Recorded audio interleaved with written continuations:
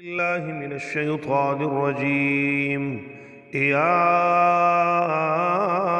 أيها الذين آمنوا اذكروا الله ذكرا كثيرا وسبحوه بكرة وأصيلا. هو الذي يصلي عليكم وملائكته ليخرجكم من الظلمات إلى النور وكان بالمؤمنين رحيما. تحيتهم يوم يلقونه سلام وأعد لهم أجرا كريما. يا أيها النبي إنا أرسلناك شاهدا ومبشرا ونذيرا وداعيا إلى الله بإذنه وسراجا منيرا. وبشر المؤمنين بأن لهم من الله فضلا كبيرا ولا تطع الكافرين والمنافقين ودع أذاهم وتوكل على الله وكفى بالله وكيلا. يا أيها الذين آمنوا إذا نكحتم المؤمنات ثم طلقتموهن من قبل أن تمسوهن فما لكم عليهن من عدة تعتدونها فمتعوهن وسرحوهن سراحا جميلا. يا أيها النبي إنا أحللنا لك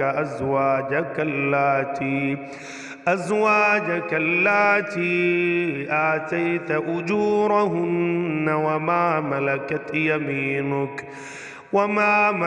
يمينك مما أفاء الله عليك وبنات عمك وبنات عماتك وبنات خالك وبنات خالاتك التي هاجرن معك وامرأة مؤمنة إن وهبت نفسها للنبي إن أراد النبي أن يستنكحها خالصة لك من دون المؤمنين. قد علمنا ما فرضنا عليهم في أزواجهم وما ملكت أيمانهم لكي لا يكون عليك حرج وكان الله غفورا رحيما. ترجي من تشاء منهن وتؤوي إليك من تشاء ومن ابتغيت ممن عزلت فلا جناح عليك.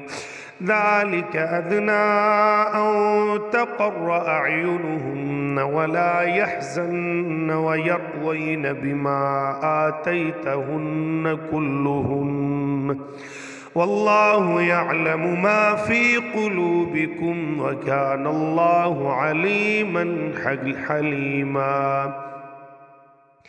لا يحل لك النساء من بعد ولا أن تبدل بهن